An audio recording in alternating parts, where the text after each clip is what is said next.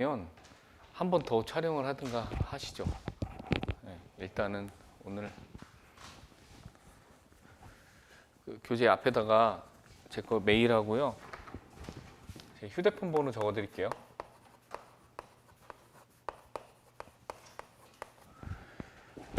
그 톡 아이디가, 카카오톡 아이디가 요거예요. 요렇게 WJEONGS. 요거니까 카카오톡이나 뭐 문자라든가 이메일이나 이런 걸로 공부하시면서, 잘 안 보이세요? 잘 안 보이세요? 너무 이게 빛이 나? 네이버닷컴이고 3239-3490입니다. 적으셨어요? 자, 이제 지울까요?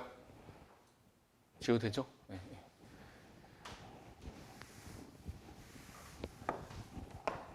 궁금하신 거 있으면 편하게 언제든지 공부하시면서 여쭤보시면 되고, 기본 강의 말고 뭐 모의고사라든가 이런 거 들어가셔서 다른 학원에 수강을 한다 하더라도 제가 다 체크를 해놓거든요. 제 강의를 한 번이라도 들으셨던 분들은 그때도 다른 학원 뭐 모의고사 문제라든가 이런 것도 이해가 안 가거나 문의하실 거 있으시면 편하게 그냥 여쭤보시면 돼요. 관계 전혀 없거든요. 그냥 우리 수강생들이 합격을 하는 게 목적이지 뭐 어떤 학원에 매진해야 된다 이런 건 아니니까 편하게 그냥 여쭤보시면 됩니다. 다른 학원 가셔도 제가 뭐라고 안 해요. 오히려 잘하셨다고 하지. 그래야 저도 다른 학원 문제도 좀 보고 하거든요. 네. 이렇게 하시고, 그 다음에 이제 재산보험 좀 어려워들 하시는 분들이 많은데, 사실은 어려운 과목이 아니에요. 이 과목은 굉장히 되게 쉬운 과목이에요. 이해가 굉장히 빠르고 굉장히 쉬운 과목인데, 문제는 범위가 굉장히 좀 넓습니다. 범위가 굉장히 넓어서 일단은 외워야 될 것들이 굉장히 많아요. 암기해야 될 게. 그래서 제가 암기는 최대한 할 수 있는 만큼 이렇게 뭐 같이 머리에 좀 들어가게 제가 해드리려고 노력을 하는데, 결정적으로는 본인들께서 좀 암기를 많이 늘려야 돼요. 그래서 제가 이제 추천하는 방법이 있거든요. 공부하는 방법이 있어요. 추천하는 공부 방법은, 교재가 이게 굉장히 두껍잖아요. 다른 학원에 비해서 아마 좀 굉장히 두꺼울 거예요. 저도 고민을 굉장히 많이 하거든요. 지금 한 3년 정도 된 것 같은데, 우리 재산보험은 상해, 질병, 크게 이렇게 두 가지예요. 상해 파트, 질병 파트인데, 질병 쪽을 건들질 않아요. 지금 현재 문제 유형으로 봤을 때 질병 쪽이 시험에 안 나온 지가 굉장히 오래됐는데도 불구하고, 그렇다고 제가 이 책에서 거의 한 3분의 1 정도 될 것 같은데 질병을 다 빼버리기가 너무 부담스럽기 때문에 일단은 교재에다가는 넣어놓긴 했습니다. 하지만 공부를 할 때는 좀 중요한 부분들, 그 다음에 특약들 있잖아요. 특별약관 같은 경우도 좀 빠르게 스킵해야 되는 부분들은 굉장히 빠르게 스킵하면서 그렇게 중요하지 않다라고 제가 말씀을 드릴 테니까 압축을 하면서 공부를 하시는 게 제 추천 방법이에요. 그래서 저는 서브노트를 좀 만들었으면 좋겠어요. 서브노트를 만들되 어떻게 하시냐면, 각 파트마다 중요 목차들, 그 다음에 핵심 사항들 있잖아요. 그것들을 이렇게 조금 작은 스프링 노트라든가 이런 데다가 나만 알 수 있는 방법의 서브노트를 만들면서 쭉 따라오시는 게 가장 좋다. 특히 기본 이론 시간에는요. 그리고 책을 보시고서 공부를 하지 마시고, 책을 보면서 이해를 하시고 결정적으로 서브노트에 내가 적은 내용들을 암기를 하시라는 얘기예요. 무슨 얘기인지 아시죠? 뼈대만 서브노트에다가 갖춰놓고 서브노트에 있는 목차, 그 다음에 주요 핵심 단어 이런 것들을 암기하면서 계속 따라오시라고, 2달 동안. 이해 가시죠? 제가 추천하는 방법은 이게 제가 별걸 다 해봤어요. 저도 수험생 했었던 적이 있었거든요. 그죠? 뭐 굉장히 오래 전에 그 노트북 꺼내놓고 막 타이핑하면서 암기하고 공부도 해봤고요. 3보험. 그리고 포스트잇에다가 막 이렇게 적어가지고 막 화장실에도 붙여놓고 막 천장에도 붙여놓고 누워 있을 때도 이렇게 보려고 뭐 별거 다 해봤는데 제일 좋은 방법은 써보는 거예요. 그냥 쓰는 게 가장 좋습니다. 어차피 시험장에 들어가서도 내가 펜을 들고 써야 되기 때문에 그러면 서브노트를 만들면서 쓸 수 있는 외워야 될 분량을 좀 줄여라. 많이 줄여놓고 그 다음에 이해를 하시라는 얘기 계속. 요 파트는 표준약관에서 뭐 예를 들어서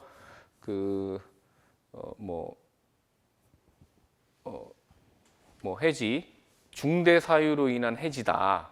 중대 사유로 인한 해지 요거를 딱 외우잖아요. 그러면 중대 사유의 해지에서 중대 사유가 뭔지 요거를 딱 암기를 하기 위해서 서브넷에다가 중대 사유 4가지를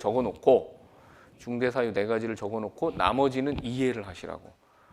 어느 때 어떤 효과가 발생되고 그 다음에 어떤 권한이 생기고 그리고 외워야 될 중대 사유가 뭔지 그죠? 이런 식으로 해가지고 서브노트를 계속 만드시면서 하시는 게 제가 추천하는 방법이에요. 그 책을 굉장히 축소를 하라는 얘기입니다. 그리고 종국에 시험 보기 전에는 책을 보는 게 아니라 내가 만든 서브노트를 보고 암기를 하시고 그 다음에 그 계산 문제 같은 경우는 많이 풀어보셔야 돼요. 정말 많이.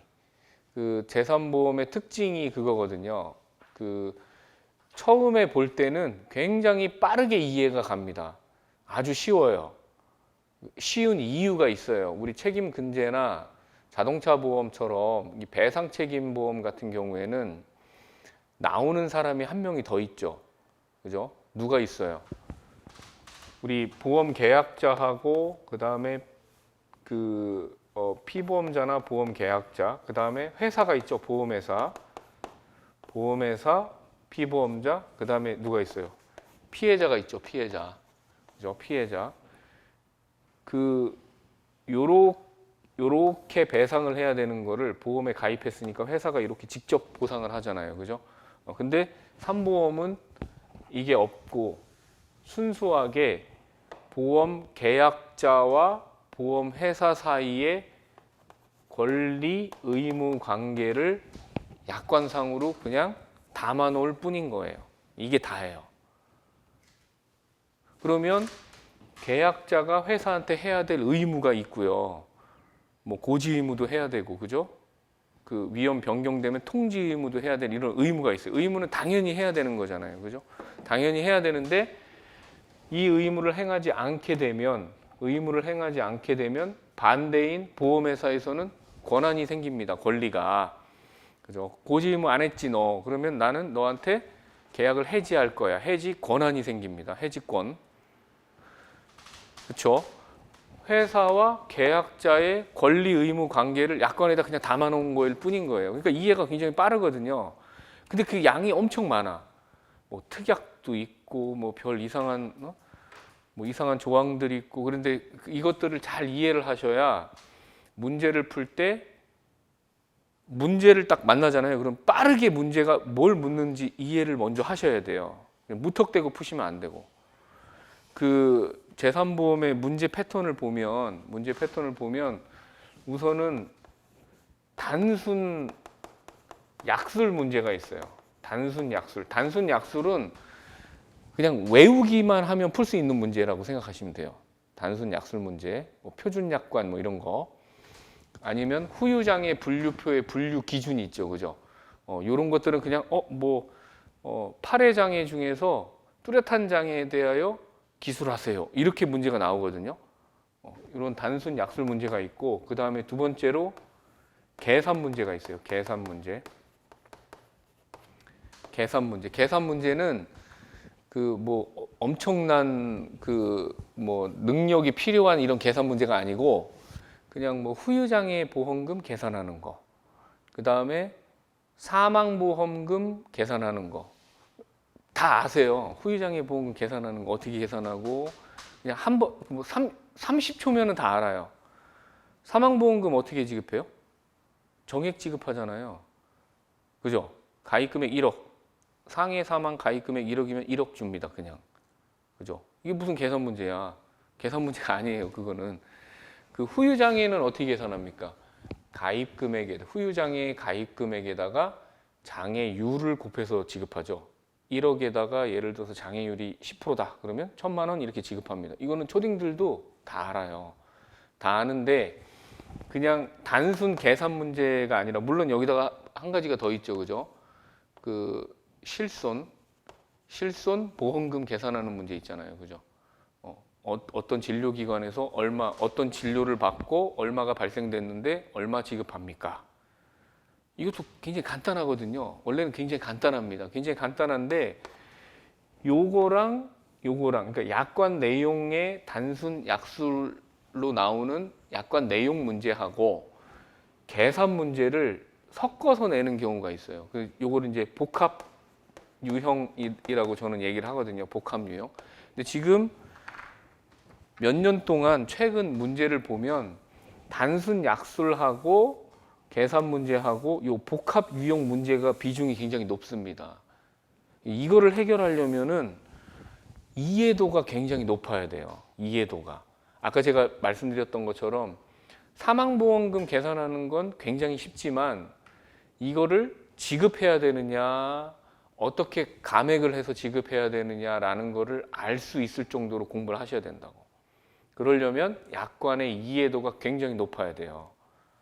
그죠? 그래서 제가 계속 여쭤보라고 하는 거예요. 왜 이렇게 됩니까?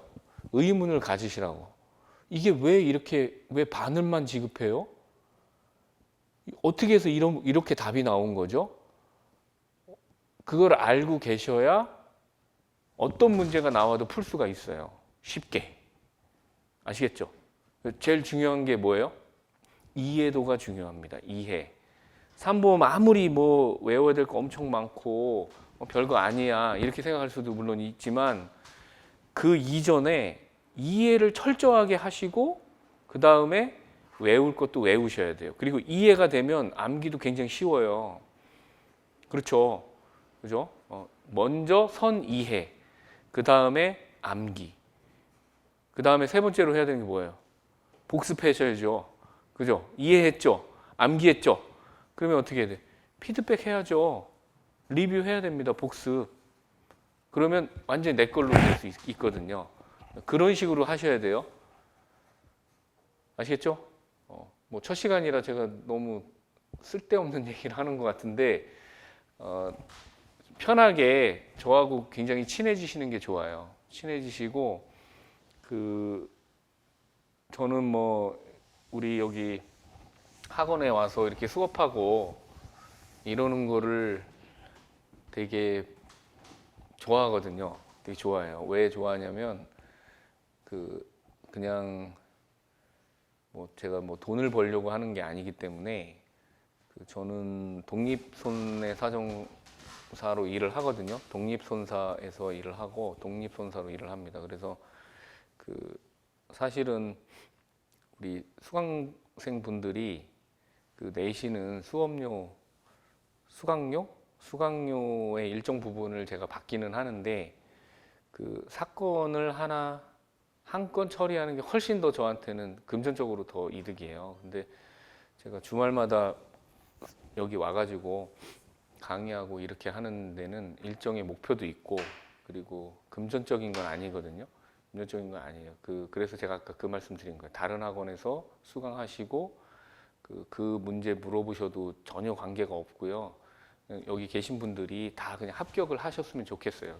내년 시험 발표가 아직 나진 않았는데 1월 달이면 나오거든요. 1월 한 10일쯤 되면 2022년도 손해사정사 시험 일정하고 이런 것들이 나와요. 선발 인원 뭐 이런 것들이 나오는데 그러면 이제 2차 시험 계획이 있으면 보통 한 2달 정도 후에 발표하거든요.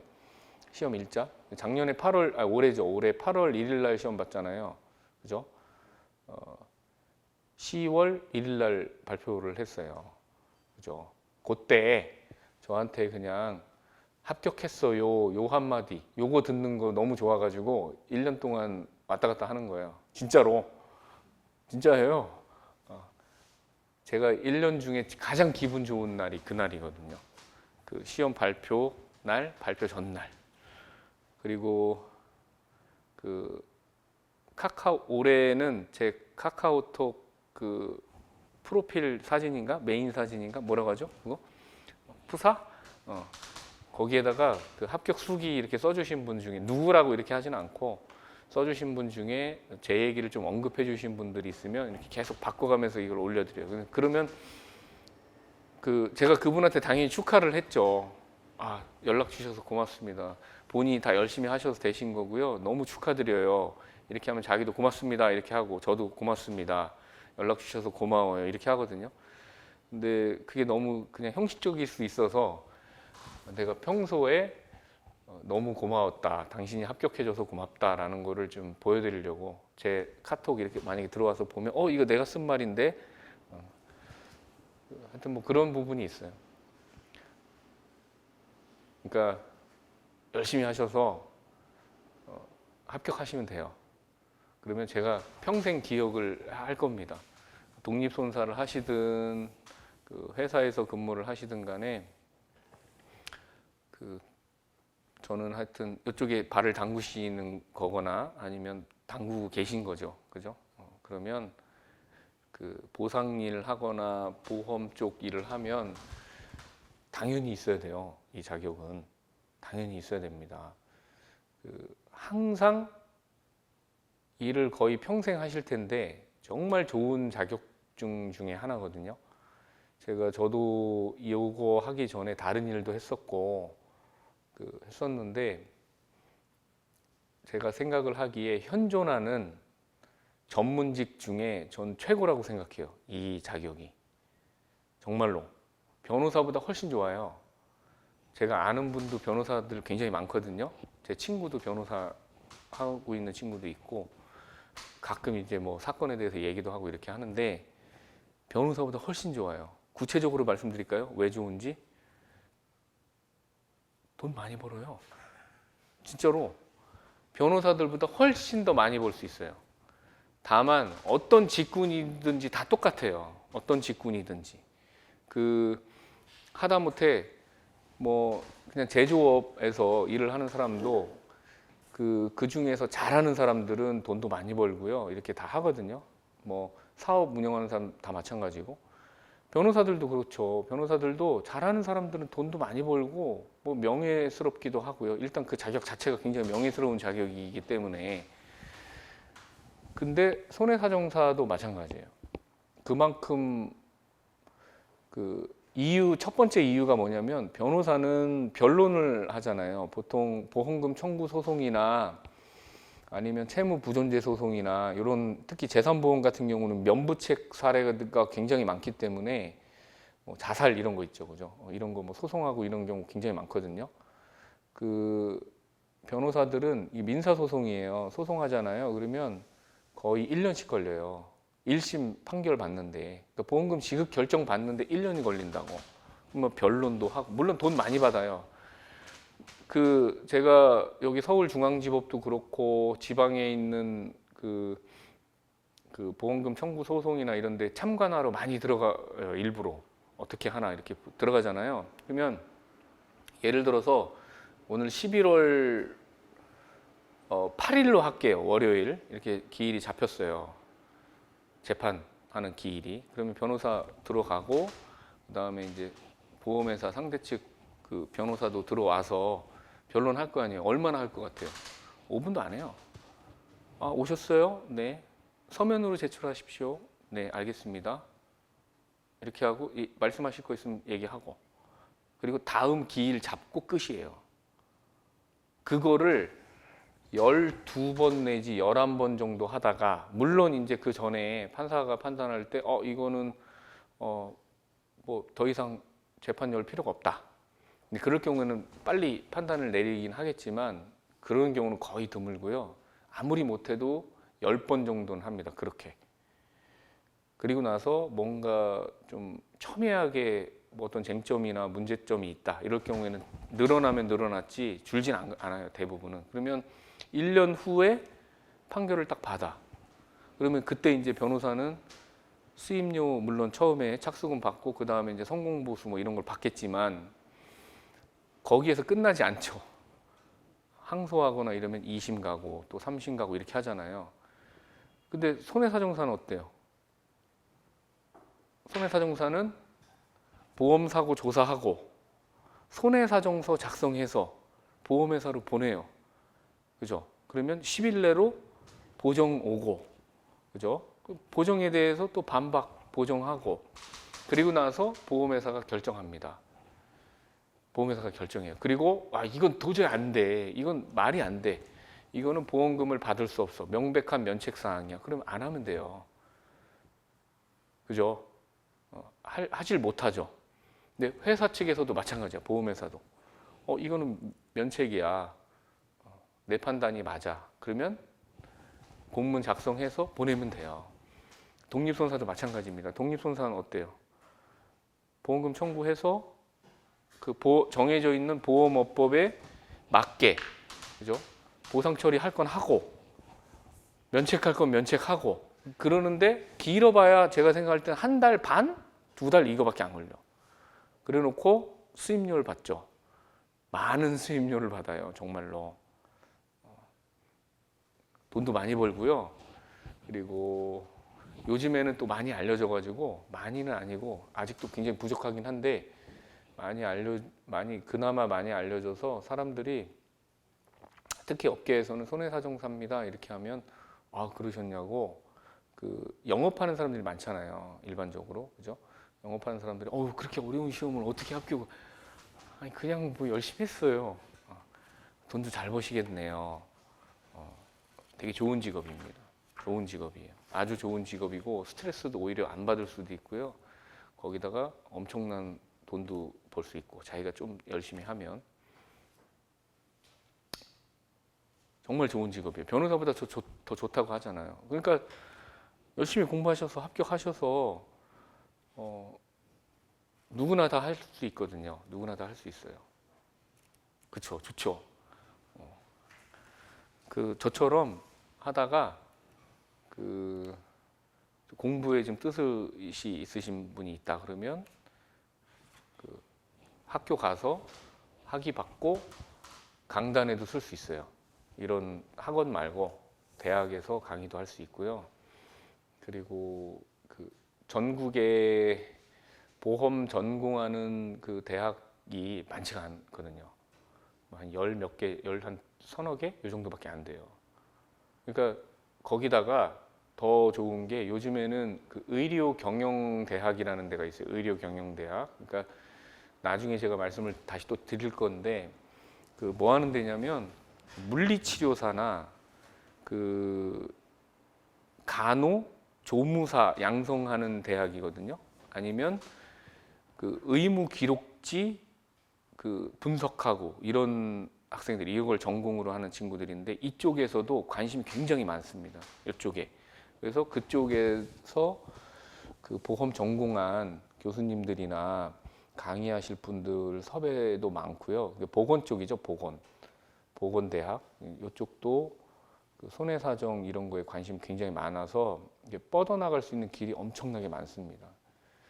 그리고 뭐 다음 정권에는 어떻게 될지 모르겠는데 지금 정권에서는 이 손해사정이라고 하는 보험에 굉장히 좋은 자격사가 있는데 왜 이 사람들 활용을 안 하냐 이래가지고 독립손사를 적극 활용하는 뭐 법안이나 이런 것들이 막 발의되고 막 이래서 실손 같은 경우는 소비자 선임권이라는 게 작년부터 생겼어요. 재작년부터 생겨서 피보험자들이 내가 원하는 손해사정사를 직접 고용을 하거나 지정을 할 수 있는 그런 규정 같은 게 생겨서 지금은 뭐 굉장히 이 자격 활용도가 높다고 저는 생각을 하거든요. 그리고 더 확대될 것 같고 하여튼 되게 좋은 자격입니다. 그래서 이쪽으로 오신 걸 환영하고 다들 손해사정사가 돼서 내년 이맘때는 이 자리에 안 계셨으면 하는 바람입니다. 여기 오시면 안 돼요. 그죠? 아시겠죠? 제가 좀 다른 얘기 많이 했고요. 자, 강의 커리큘럼 잠깐 말씀드릴게요. 그 11월에서 12월까지 두 달간은 기본 강의를 합니다. 기본 강의. 재산보험의 기본 강의를 하고요. 그 기본 강의 때가 저는 좀 매우 중요하다라고 생각을 합니다. 기본 강의 때 매우 중요하다라고 생각을 하고, 그 다음에 1, 2월에도 똑같은 내용을 기본 강의를 해요. 기본 강의를 하는데, 이때는 이제 그 유예생들이나 합격 유예생들이나 조금 그 미진한 과목들, 다른 과목들을 하고 나서 그 다음에 산보험은 1월 달부터 좀 빡세게 공부하자, 이런 사람들한테 좀 유용한 강의 계획이라고 말씀드릴 수 있고, 그 다음에 3월, 4월, 3, 4월쯤에는 그 기초 계산 문제를 풀이하는 과정이 있어요. 약 한 달 정도로 기초 계산 문제 풀이 과정이 있고요. 그 다음에 1차 시험이 이때 이제 끝나잖아요. 그러면 5월에서 6월, 5, 6월에 그 총정리반을 하거든요. 총정리 및 모의고사로 이렇게 들어갑니다. 모의고사. 그 다음에 7월, 8월에 실전 모의고사. 이렇게 하는데, 제가 생각할 때는 제일 중요한 데가 여기예요. 5월. 이때가 수강생이 가장 많고, 이때가 가장 중요하고, 그 다음에 이때도 굉장히 중요합니다. 기본 강의 때 굉장히 중요해요. 지금 기본 강의 하시잖아요. 이때 처음에 이렇게 발을 담글 때 정확하게 잘 이해를 하고, 제가 외우란 얘기 안 드려요. 지금은 외우지 마세요. 그냥 노트만, 서브 노트만 잘 정리하시면서 계속 따라오세요. 이해 안 가는 거 계속 물어보세요. 이렇게 말씀드리거든요. 그러다가 이때 이론을 정확하게 이해를 하시고 있다가 요때 있죠. 5월, 6월 달. 이때 제가 집중적으로 암기하라고 합니다. 그때는 제가 만든 집중 암기 노트 같은 게 있거든요. 그걸 다 이제 드려요. 수강하시는 분들한테. 그러면 거기에다가 암기해야 될 거, 그 다음에 저쪽 5월, 6월 가면 외워야 될 것들을 계속 추려드리거든요. 무턱대고 다 외우라고 할 수는 없잖아요. 그죠? 그러니까 다 추려드리고, 모의고사 때는 제가 중요하다고 생각했던 걸 다 반영하고요. 그리고 기본 강의 시간을 4.5시간으로 늘린 이유가 저는 여기에 있는 문제들을 특히 계산 문제 있죠. 그죠? 계산 문제들을 거의 대부분 다 풀어드립니다. 기출 문제거든요. 여기에 있는 것들은 기출 문제를 다 풀어드려요. 기출 문제 다 풀어드리는데, 제가 판서를 하면서 다 풀어드려요. 근데 이때 잘 이해를 하셔야 돼. 전개 방향을. 이해 가시죠? 계산 문제를 어떻게 접근을 하고, 책을 봐서 이해만 하시면 안 되고, 요렇게 이해하고 답을 적을 때는 요렇게 적는구나, 요렇게까지 이해를 하시라고. 이해 가시죠? 머릿속으로 자꾸 그림을 그리셔야 돼요. 문제가 이렇게 나오면 나는 이렇게 풀어야지, 요렇게 적어야지, 요렇게 적시해야지, 요런 것들을 제가 적으라고는 안 하는데 머릿속으로 자꾸 알고 계셔야 나중에 답안지 작성, 요쪽 가면 총정리하고 모의고사 요쪽 가면 답안지 작성 요령 이런 것도 하거든요. 그러면 이쪽을 굉장히 쉽게 할 수 있어요. 그럼 시간적으로 굉장히 절약되는 거거든요. 자, 요거 지금 여기잖아요. 여기 하실 때 어떻게 하라고요? 이해하시라고. 이해를 하시고, 그 다음에 답안지 적을 때 어떻게 적을 건지 이해를 하세요. 그리고 만약에 내가 이게 맞게 공부하는 건지 잘 모르시잖아요. 그러면 한번 답안지를 적어서 저한테 한번 줘보세요. 이렇게 하면 됩니까? 라고 물어보시라고. 여기서 좀 그러면 사진으로 찍으셔가지고 카톡으로 보내시면 제가 보고 말씀을 드릴 수 있어요. 쉽게. 여기는 이렇게 푸세요. 잘하셨네요. 이런 식으로 접근하시면 됩니다. 이렇게. 아시겠죠? 저를 잘 이용하셔가지고 쭉 공부하시면 산보험이 속색이거나 이렇게 하실 일은 거의 없을 거예요. 없을 거니까 그렇게 공부하시면 되고요. 아시겠죠? 자, 그 다음에 자, 계속 중간중간에 제가 뭐 다른 학원 가셔도 저한테 여쭤보셔도 상관없다고 제가 말씀드렸죠. 그죠? 제가 오늘 여기 가면 오늘 강의 끝나고 가면은 다음 주 월요일 내일이네요. 내일이나 모레 정도까지는 우리 여기 학원 관계자분한테 얘기를 해서 동영상도 마찬가지고 지금 여기 계신 분들 대면 강의 하시는 분들도 제가 휴대폰 번호를 다 입력을 합니다. 원래는 개인적으로 다 여쭤봐야 되거든요. 개인정보기 때문에. 근데 다 입력을 해놓고서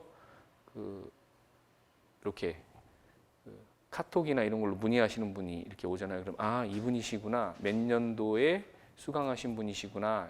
그래서 왜 그러신 분 있잖아요. 뭐 작년에 들었는데 올해는 또 여기 자리에 제가 오지 말라고 하니까 창피해가지고 안 오시고 몰래 이렇게 동영상으로 듣거나 아니면 다른 학원 갔다가 또 떨어지셔가지고 아, 그래도 얘한테 다시 물어봐야지 이런 분 있어요. 그러면 제가 대본에 알거든요. 다 입력을 하기 때문에 그러니까 그렇다고 제가 뭐야 왜 떨어져가지고 또 다시 연락했어 이렇게 하지 않아요. 이렇게 하지 않으니까 걱정 마시고 여쭤보시면 되고 여기 갔다가 다른데 잠깐 다른 학원 갔다가 또 이렇게 여쭤보셔도 전혀 개의치 않으니까 걱정 마시고 문의하시면 됩니다. 문의하시면 되고요. 그리고 구성을 이렇게 잠깐 보면 보지 마세요. 책 보지 마세요. 책 보지 마시고 제가 몇 페이지 봅시다 이렇게 하면 보시면 돼요. 아시겠죠? 우선 공부를 이렇게 하셔야 돼요. 처음에 표준 약관을 공부하셔야 돼요. 표준 약관.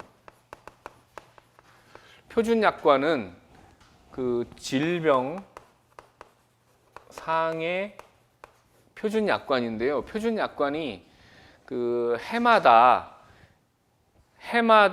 한 번씩 금융감독원 홈페이지에 올라옵니다. 표준 약관이. 그러면 이 표준 약관을 보고 보험회사가 저 표준 약관을 보고 보험회사에서 사용할 약관을 만드는 거예요. 아시겠죠? 그럼 시험에 뭐가 나와요? 보험회사에서 만든 약관이 나옵니까?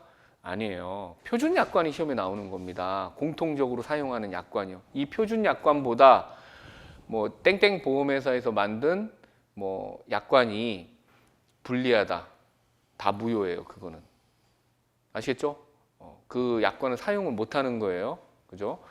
질병상해보험 표준 약관이 있는데 표준 약관이 두 개가 있어요. 두 개가 있는데 뭐가 있냐면 생명보험회사에서 사용하는 표준 약관이 있고요. 그 다음에 손해보험회사에서 사용하는 표준 약관이 있거든요. 자, 이런 거 안 적으셔도 돼요. 이런 거 시험에 나오는 게 아닙니다. 그냥 아 그렇구나 그냥 이렇게 하시면 돼요. 아시겠죠? 네. 그냥 공부를 어떻게 할 건지 방향을 빨리 잡으시라고 제가 말씀드리는 겁니다. 생명보험하고 손해보험에서 사용하는 표준 약관이 두 가지가 이렇게 공시가 되는데 제가 교재에 반영한 거는 손해보험회사 상품의 표준 약관입니다. 생명보험회사하고 손해보험하고 다르냐? 전혀 다르지가 않아요. 똑같은데 똑같거든요. 완전 똑같습니다. 완전 똑같은데 왜 손해보험 걸 하냐면 우리 이제 앞으로 배우게 될 통지 의무 있죠, 그죠?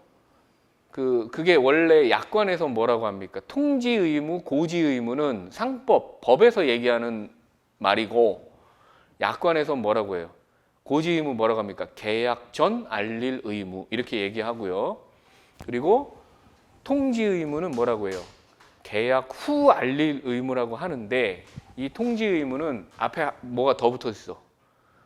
상해 보험 계약 후 알릴 의무 이렇게 앞에 상해보험이라는 말이 더 붙어 있어요. 다시 얘기하면 생명보험회사에서는 통지 의무가 없어요. 계약 후 알릴 의무가 없습니다.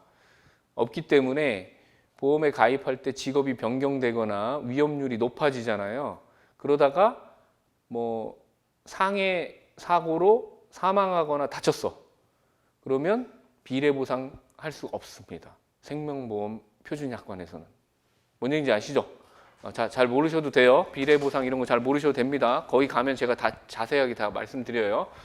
그래서 요 표준약관 공통적으로 사용하는 생명보험, 손해보험회사 공통적으로 사용하는 요 표준약관이 시험에 등장을 안 할 수가 없는 거야. 그래서 항상 100점 만점이라면 제가 생각할 땐 10에서 20점은 무조건 시험에 등장합니다. 10에서 20점은 무조건 등장해요. 작년 같은 경우는 올해죠, 올해. 죄송해요. 올해 같은 경우에는 요 표준약관이 개정됐죠? 표준약관이 개정됐습니다. 언제? 2021년 7월 1일자로 개정됐어요. 7월 1일자로. 7월 1일자로 개정됐고 우리 시험은 8월 1일 날 봤어요. 개정 표준약관 시험에 나오느냐 말이 엄청 많았어요. 나오느냐 안 나오겠지. 설마 한 달 전에 나왔죠. 그죠? 나왔어요. 위법계약 해지 뭐 이런 거 나왔죠. 그죠? 나왔습니다. 표준약관 무조건 시험에 나와요. 얘는. 그래서 여기가 베이스예요. 표준약관이 베이스입니다. 저걸 모르는 상태에서 실손, 후유장애 이런 거 뭐 아무리 공부해봐야 의미가 없습니다. 그죠? 자, 여기를 아주 잘 이해하고 계셔야 돼요. 처음부터 이해가시죠? 자, 그 다음에 두 번째 표준약관하고 그 다음에 특약이 있는데 제도성 특약이라는 게 있어요. 제도성 특별약관. 제도성 특약이라는 거는 간단하게 얘기하면 표준약관 외에 규율하지 않은 특별약관인데 보험회사가 공통적으로 다 사용하는 특약이면서 보험 계약이 어떻게 되어 있어요? 제3보험이 보통약관 플러스 특약 이렇게 구성되어 있죠. 여기서 말하는 보통약관은 이걸 얘기하는 겁니다. 표준약관은 그대로 원용해서 쓰거든요. 이렇게 구성되어 있는데 이 상품, 보험 상품 이름, 예를 들어서 뭐 이런 말 해도 되는지 모르겠는데 DB 프로미, 뭐 운전자 보험, 그죠? 아니면 참 좋은 상해 보험, 상품 이름이 있잖아요. 이 상품 이름을 표준약관을 근거로 보통약관하고 특약 이렇게 구성되어 있습니다. 모든 상품이 암보험도 마찬가지고요. 이렇게 구성되어 있는데 제도성 특약이란 보통약관, 특약 모두에 영향을 미치는 특약이다라고 생각하시면 돼요. 아시겠죠? 이해가시죠? 자, 제도성 특약의 대표적인 게 뭐냐면 부담보 특약이 있습니다. 부담보 특약. 자, 이것도 뭔 소리야? 제 뭐 처음부터 뭔 이상한 얘기하고 몰라도 돼요. 거기 가면 제가 다 아주 쉽게 제가 말씀드립니다. 그죠? 하여튼 요 제도성 특약은 몇 개 안 돼요. 한 4개, 5개 요거밖에 안 돼. 근데 요거는 제가 말씀드렸듯이 공통적으로 다 사용한다고 그랬죠. 그죠? 그리고 그런 것들만 공부하면 돼요. 생명보험, 손해보험 다 공통적으로 영향을 미치는 것들만 공부하면 되거든요. 그래서 얘도 시험에 나와요. 가끔. 그죠? 매번 나오는 건 아닌데 나옵니다. 그리고 요걸 모르잖아요. 그러면 계산 문제라든가 이런 걸 못 풀 가능성이 있어요. 그래서 여기까지를 정확하게 잘 이해를 하셔서 이게 거의 몸통이라고 생각하시면 돼요. 그죠? 자, 그 다음에 요게 끝나면 이제 재산보험은 중요한 상해보험 파트를 공부합니다. 상해보험. 상해보험에다가 상해보험과 관련된 특약들이 있어요. 상해보험과 관련된 요 제도성 특약하고는 다른 거예요. 상해와 관련된 특약에 대해서 공부하고요. 상해보험 이론에 대해서 공부합니다. 그죠? 시험에 나올까요? 나오기도 하고 안 나오기도 하는데 거의 안 나올 수가 없어요. 여기는 최소한 이론이 안 나올 수가 없습니다. 뭐 사망보험금 이런 것도 마찬가지예요. 상해 사망 이렇게 약관을 주잖아요. 땡땡이 누가 상해로 사망했다. 뭐 이런 것들. 그죠? 자, 여기를 공부하고 그 다음에 네 번째로 상해 끝나면 상해보험 끝나면 네 번째로 하는 게 여기에서 제가 이렇게 뗀 데가 있어. 뭐냐면 후유장애 합니다. 후유장애에 대해서 공부하고요.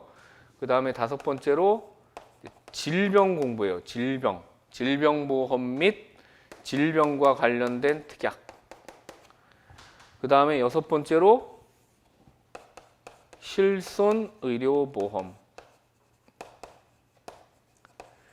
그 다음에 7번째로 나머지 짜투리 있죠, 그죠? 뭐예요? 간병보험이죠, 그죠? 간병보험 플러스 각종 특약들. 자, 이렇게 공부하고 마무리가 되는데, 제가 지금 다시 말씀드리지만 여기 있죠. 여기가 아주 중요한 베이스다. 여기 베이스에다가 그 다음에 후유장애 공부하셔야 돼요. 후유장애는 거의 깡그리 암기하셔야 됩니다. 깡그리. 그 장애 분류표 뭐 이런 거 있죠, 그죠? 다 하여튼 여기 공부해야 되고요. 그 다음에 여기 실손 의료보험 이렇게 공부하셔야 돼요. 자, 제가 지금 박스 하나, 둘, 세 개 쳤죠. 여기에서 다 나와요, 시험이 거의. 현재 패턴은 여기에서. 그러다가 질병이나 여기 상해나 이쪽 뭐 특약이나 이런 거를 가끔 뭐 한 10점에서 15점 정도 건드리는데 여기는 시험에 등장하지 않은 게 지금 거의 한 3년 정도 됐다. 근데 올해 나오느냐 잘 모르겠어요. 올해 나올 수도 있고 안 나올 수도 있습니다. 하지만 예전하고 비중이 많이 떨어져 있습니다. 특히 암보험 뭐 이쪽 있잖아요. 그 암보험 같은 경우는 표준약관이 없어요. 표준약관이 없거든요. 표준약관이 없기 때문에 보험회사가 자기들이 막 임의대로 만드는 거야. 임의대로 만들어요. 근데 기본적 기준은 있죠. 기본적 기준은 있어요. 뭐 책임 개시일이 90일 이후부터 시작하는 이런 기본적 개념은 있는데 그것도 우리는 책임 개시일 90일 안 할게요. 이렇게 하면 어때? 당연히 계약자한테 유리하죠. 그죠? 계약자한테 유리하니까 그 회사 상품은 누구나 막 다 가입하려고 할 거 아니야. 그죠? 무효가 안 된다고 이런 거는 계약자한테 유리하니까. 근데 하여튼 여기를 건들지 않고 있고요. 지금 보면 여기 후유장애, 실손, 그 다음에 여기는 뭐 해마다 나오고요. 해마다 나오고, 그 다음에 표준약관, 제도성 특약 이렇게 박스 친 세 군데에서 거의 80, 90% 이상을 이 시험 비중을 차지하고 있습니다. 그 문제가 있어요. 근데 문제가 이 출제자들을 제가 해마다 좀 뭐 한 몇 년 전까지만 하더라도 크게 문제가 없었는데 한 2년 정도 전부터 정말 문제를 짜증나게 내는 경우가 약간 좀 포착이 되기 때문에 제가 막 뭐라고 했거든요. 올해도. 근데 여기 후유장애 문제야. 이 후유장애가 2018년 4월 달에 장애 분류표라는 게 있어요. 삼보험에서 사용하는 후유장애 분류표라는 게 있는데 이 표가 2018년도에 개정됐어요. 이게 원래는 생명보험하고 손해보험하고 따로 사용을 했었거든요. 생명보험은 그냥 이거 공부하는 게 아니에요. 그냥 돕기 위해서 제가 말씀드리는 겁니다. 생명보험 회사는 후유장애가 급수로 돼 있었어요. 1급부터 6급까지 1, 2, 3, 4, 5, 6 이렇게 6급 급수로 돼 있었고 굉장히 간단하죠. 그죠? 굉장히 간단했습니다. 기준 자체가. 그리고 손해보험은 지금하고 비슷한 약관 장애 분류표를 사용하다가 통합됐어요. 생명보험, 손해보험이 통합됐습니다. 어디에서? 여기 질병상해보험 표준약관에서 통합장애분류표를 사용합니다. 통합장애분류표를 사용하거든요. 통합장애분류표를 사용하면서 이거를 한 거의 10년 정도를 사용한 거예요. 한 4, 5년 정도를 4, 5년 정도 사용하다가 2018년도 4월에 이제 의학기술도 발달하고 이렇게 하다 보니까 장애분류표를 개정하자 이래가지고 삼보험 장애분류표 개정 뭐 이렇게 위원회 공청회도 열고 막 이렇게 했었거든요. 근데 개정되고 나서 시험에 그러면 이 시험 어떻게 나올 것 같아요? 개정 장애 분류표를 보통은 시험에 내거든요. 개정된 거를. 그래서 2018년, 2019년, 2020년도까지 3년 동안 개정 장애 분류표를 계속 시험 내다가 2021년 작년에 올해 요 개정 이전 약관 있죠, 그죠? 개정 이전 표준 장애 분류표하고 개정된 장애 분류표를 둘 다 시험을 내버렸어요. 둘 다. 근데 그렇다고 해서 보험회사 직원들이 자격이 없는 사람들이 이 시험을 보는데 그렇다고 해서 그 친구들한테 유리하느냐? 절대 그렇지 않거든요. 절대 그렇지 않아요. 뭔 얘기인지 아시죠? 절대 그렇지 않고 요걸 기준으로 그 개정된 장애분류표 요걸 기준으로 요 이전 약관을 물어봐도 충분히 유추해서 풀 수가 있어요. 또는 잘 모르더라도 개정된 거를 정확하게 알잖아요. 그러면 답이 틀려도 전개를 그대로 쭉 해서 내면 빵점을 주진 않거든요. 점수를 주거든요. 점수를 주는데 빈란으로 나온 사람들이 간혹 있어요. 그렇게 하면 안 돼요. 제가 계속 말씀드리는데 뭐라도 무조건 써야 돼요. 답안지에다가 꽉꽉 채우라는 얘기는 아니에요. 뭐라도 쓰셔야 된다고. 그렇게 하면 안 되거든요. 근데 조금 문제가 있어 보여요. 근데 그 제가 판단할 때는 문제를 이렇게 내는 건 좋아요. 왜냐하면 실무에서 이렇게 하니까 지금 예를 들어 가지고 여기 요 전에 가입한 사람이 보험 사고 안 난다는 보장이 없거든요. 오히려 이때 가입한 사람들이 보험 사고 나서 청구하는 이력이 훨씬 많습니다. 자, 요때 거 당연히 물어볼 수 있어요. 물어볼 수 있는데 제가 뭐라고 하는 건 뭐냐면 이거예요. 초등학생들처럼 단순하게 암기 문제는 내지 말라는 거거든요. 단순하게 어디 장애 몇 프로 쓰세요 이런 걸 내지 말라고. 어디 장애가 있어 보이는데 이 장애를 이렇게 분류하면 얼마를 지급해야 되고 개정에서는 얼마 지급하고 그 근거를 좀 써라 이렇게 문제를 내든지. 지금 표준 약관 이것도 제가 아까 단순 약설 문제 시험에 나온다고 그랬죠. 10에서 20점 정도. 이렇게 안 내는 게 좋아요. 저는 그런 거 안 냈으면 좋겠거든요. 외우는 거, 막 가로넣기 이런 거 있잖아요. 그런 거는 정말 왜 내는지 모르겠어요. 쪽팔리게. 다른 사람들이 우리 시험 문제 보면 뭐야, 뭐 초등학생들이야? 아니 뭐 재작년에는 뭘 냈냐면 장애 판정하는 의사 과를 써라 뭐 이렇게 막 내요. 정말 유치하게. 그 뭐야? 그러면 안 되는 거 아니에요? 하여튼 그런 문제는 좀 안 냈으면 좋겠다. 이런 취지에서 이게 유튜브에 올라갈 것 같아가지고 또 막 얘기하는 거니까 어쨌거나 제가 여기 강의할 때요. 강의할 때는 그 작년하고 비슷하게 제가 강의를 할 건데요. 개정 이후에 약관 중심으로 공부를 합니다. 여기를 굉장히 싫어하세요. 왜냐하면 제가 다 외우라고 하거든요. 장애 분류표도 다 외우시고요. 그 다음에 그 퍼센테이지, 장애율 다 암기하셔야 돼요. 저하고 같이 외우시죠. 제가 어떻게 암기하시냐면 이렇게 하세요. 저처럼 막 이렇게 끊어 놓으시고요. 자, 여기 연상하십시오. 몇 프로 막 연상하라고 해가지고 암기하라고 해요.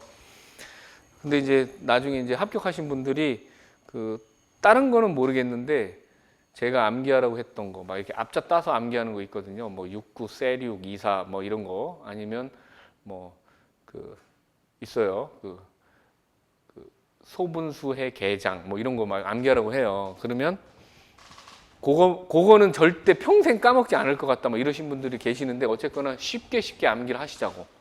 그죠? 그리고 혹시 몰라서 여기를 공부하면서 요 개정 이전 표준 약관 있죠. 그죠? 표준 장애 분류표 요것도 제가 언급을 계속 해드립니다. 원래는 이랬다가 이렇게 바뀌었어요.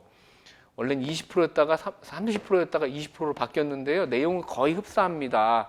그러니까 걱정 마세요라고 계속 제가 말씀드리니까 여기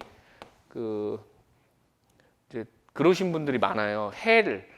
재산보험 정말 암기량 많다고 했는데 장애분류표 암기하는 건 정말 헬이라고 헬. 미칠 것 같다고. 여기는 따로 떼서 서브노트 제가 만들려고 했죠. 그죠? 서브노트 이렇게 스프링노트 요 책 반만한 거 있잖아요. 이렇게 반만한 거 이렇게 해가지고 계속 가지고 다니면서 이렇게 하셔도 상관없고요. 아니면 축소 복사를 해가지고 축소 복사를 하거나 내가 수기로 써서 막 그 지갑이라든가 이런 데 넣고 공부하시는 분들도 있어요. 제가 아까 서브노트 만들라는 거는 제가 그렇게 공부를 해서 말씀드리는 겁니다. 저는 책 이렇게 한번 기본 강의 때 책을 쭉 보잖아요. 강사랑 같이 책을 보면서 암기해 놓으면 오늘 만약에 뭐 한 30페이지까지 공부했어요. 그러면 30페이지를 서문에서 그대로 적어요. 똑같이 아니라 제가 이게 이런 내용, 핵심 내용들만 적습니다. 그리고 보기 좋게 어떻게 하냐면 한 페이지에다 다 담아요. 그냥 한 페이지에 다 담고 넘기잖아요. 그러면 다른 게 나와요. 제가 책을 그렇게 구성했거든요. 이렇게 이 책도 마찬가지예요. 보면 이렇게 대괄호 있죠. 대괄호 뭐 페이지 아무데나 보시면 자 55페이지 볼까요? 55페이지 위법계약 해지 있죠, 그죠? 위법계약 해지 보이시죠? 위법계약 해지 우리 2021년도에 시험에 나왔기 때문에 2022년도에는 절대 안 나옵니다. 그죠? 약관이 개정되기 전까지는 자 이렇게 한 페이지에다 이렇게 딱 담아요. 그죠? 그래놓고 이제 암기를 하는 겁니다. 근데 이걸 다 어떻게 암기하냐고 위법계약 해지를 이걸 다 암기 못하죠. 천재라도 토시 하나 안 틀리고 암기 못해요. 그죠? 중요 내용만 암기하셔야죠. 그리고 이해를 하고 있으면 이만큼 쓸 수 있다고. 이해 가시죠? 자, 그렇게 할 거예요. 그렇게 공부한다라고 생각하시면 됩니다. 자, 그 다음에 여기 실손 있죠, 실손. 여기 실손은 공부 패턴이 좀 달라야 돼요. 여기는 웃기는 게 여기는 거의 미친놈처럼 공부해야 돼요. 기계적으로 해야 됩니다. 기계적으로. 그냥 어떤 논리에 의해서 얘는 뭐 아까 제가 말씀드린 위법계약의 해지란 뭐 이러이러할 때 이렇고 이렇습니다. 그 다음에 그 효과는 어떻고 이렇게 하는 게 아니고 여기는 그냥 딱 나오죠. 그럼 날짜 몇 년 몇 월 며칠부터 며칠까지 어떤 병명으로 입원 어떤 병으로 통원 이렇게 했으면 그냥 적고 그냥 얼마 뭐 맥스 얼마 어떻게 해서 얼마 지급 이렇게만 적으면 되거든요. 기계적으로 공부하셔야 된다. 기계적으로 툭 치면 얼마, 툭 치면 식 쓰고 얼마 이런 식으로 그죠? 근데 대신에 그렇게 하기 전에 실손 의료보험이 뭔지 이론을 알고 있어야 됩니다. 그죠? 그래서 제가 그거를 말씀을 잘 드릴 거예요. 그러니까 그렇게 하시면 되고요. 그다음에 간병이나 이런 것들은 시험에 거의 안 나오고 여기 질병, 간병, 그다음에 상해보험 중에 특약들 있죠, 그죠? 요 중에서도 제가 다 이렇게 추출해가지고 말씀드릴 겁니다. 요거만 보시면 될 것 같아요. 다른 거 보지 마세요, 그죠?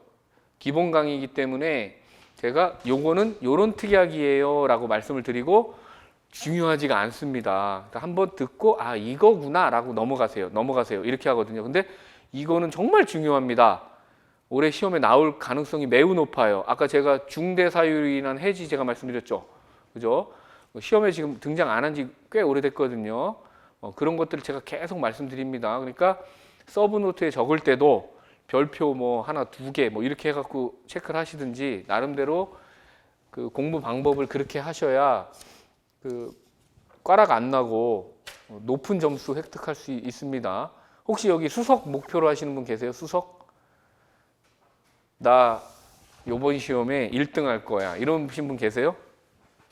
수석 점수 몇 점 정도 나올 것 같아요? 수석. 그쵸? 저기 공무원 시험 같은 경우는 거의 막 99점 막 이렇게 되거든요. 근데 우리 손해사정사 2차 시험은 점수가 그렇게 높지가 않아요. 요번에 올해 커트라인이 50한 2점 정도 됐나요? 그죠? 53점인가? 51점? 55점이요? 무슨 얘기예요? 53점 몇인 걸로 아는데 커트라인이 그렇게 높진 않았어요. 55점이면 엄청나게 높은 건데 52점인가 53점 52.5점인가 그 정도로 알거든요. 그 중에서 수석 합격자의 평균 점수가 한 70점대 중반 정도예요. 70 중반. 그 정도 할 수 있어요, 원래는. 제가 여기 삼보험 제가 원래는 3종 대인이라고 자동차 보험 있죠. 자동차 보험 대인 실무 이게 옛날에는 따로 이렇게 자격이 달랐어요. 1종, 2종, 3종, 4종 이렇게 달랐었거든요. 근데 그때 제가 때 시험 봤을 때 그거 말고 그 삼보험은 제가 2014년도에 시험을 봤거든요. 제3보험 2014년도. 그러니까 1, 2, 3, 4종에서 신체, 재물 이렇게 통합됐던 첫 해입니다. 첫 해 시험 봤는데 제가 삼보험을 아까 제가 말씀드린 서브노트 이렇게 만들어서 그렇게 공부를 해가지고 삼보험 점수가 몇 점 맞았는지 아세요? 70점 넘었어요. 76점인가 78점 몇 점 정도 맞았어요. 거의 최고 점수입니다. 최고 점수. 그 정도면. 올해도 마찬가지고. 올해도 거의 70 한 중반이 수석 아닌가요? 그쵸? 수석 좀 하셔가지고 이렇게 좀 홍보 좀 하게 수석 좀 하시고 그 정도 맞을 수 있다고. 근데 우리가 만점 맞는 시험이 아니잖아요. 이게 만점 맞는 시험이 아니라서 그냥 제가 하라는 대로만 잘 이렇게 하시면 아까 우리 커트라인 점수 있죠. 55점, 50, 60점 정도는 누구나 능히 할 수 있습니다. 근데 이것만 하는 게 아니잖아요. 막 뭐 자동차 보험도 해야 되고 의학도 외워야 되고 그리고 저기 책임 근제도 막 뭐 해야 되고 이렇게 하니까 좀 힘들다 보니까 이렇게 하시는 것 같아요. 목표를 지금 제가 말씀드렸듯이 커트라인이 한 50점대 초반 정도 되거든요. 50초, 50 한 3점, 많아봐야 50 한 2, 3점이에요. 올해 커트라인이 좀 높았던 것 같아요. 제가 봤을 때는. 그리고 특정 과목에서 선발 인원은 320명을 무조건 뽑아야 되는데, 그렇죠? 320명을 무조건 뽑아야 되는데 어떤 특정 과목에서 대거 꽈락이 나온다. 대거 꽈락이 나오잖아요. 그럼 점수를 일괄적으로 올려요. 320명 만들기 위해서. 그러다 보니까 동점자가 많아지는 거예요. 커트라인에서. 그래서 올해도 328명인가 배출했잖아요. 그죠? 8명이 더. 걔네들 다 동점자거든요. 근데 거기에 0점 몇 점, 1점 요 안팎으로 떨어지는 사람들이 어마어마하게 많습니다. 지금 경쟁률이 10대 1 정도 되거든요. 접수자 대비로 봤을 때. 그러니까 10명 중에 1명이 합격한다는 얘기예요. 그냥 이론적으로는. 하지만 허수가 많아요. 허수가. 우리 요거 실무자들도 시험 보라고 해서 그냥 가가지고 공부 하나도 안 하고 응시하는 사람도 굉장히 많고요. 제가 생각할 땐 실제 경쟁률은 2에서 3대 1 정도다. 그러니까 한 명만 쟤보다 내가 점수만 높으면 합격이라고. 목표를 50점대 초반 정도가 커트라인이니까 거기에서 한 여유 있게 한 10점에서 15점 정도 올려서 나는 다른 과목은 제가 모르겠고 삼보험은 50점 맞고 합격하지 말고 한 60점 정도 맞고 합격하겠다 이렇게 목표를 삼고 공부하시면 능히 누구나 다 그 정도 맞을 수 있어요. 아시겠죠? 이렇게 하시면 되고 오늘 제가 첫 시간이라 뭐 공부를 한 건 아니고요. 막 적으시는 것 같은데 적을 것도 없는데 적어줘서 고맙고 제가 시간을 조금 드릴 테니까 편하게 공부랑 전혀 관계 없는 것도 상관없거든요. 그러니까 좀 여쭤보시면 돼요. 시간을 좀 드릴 테니까 일단은 좀 쉬었다 하시고.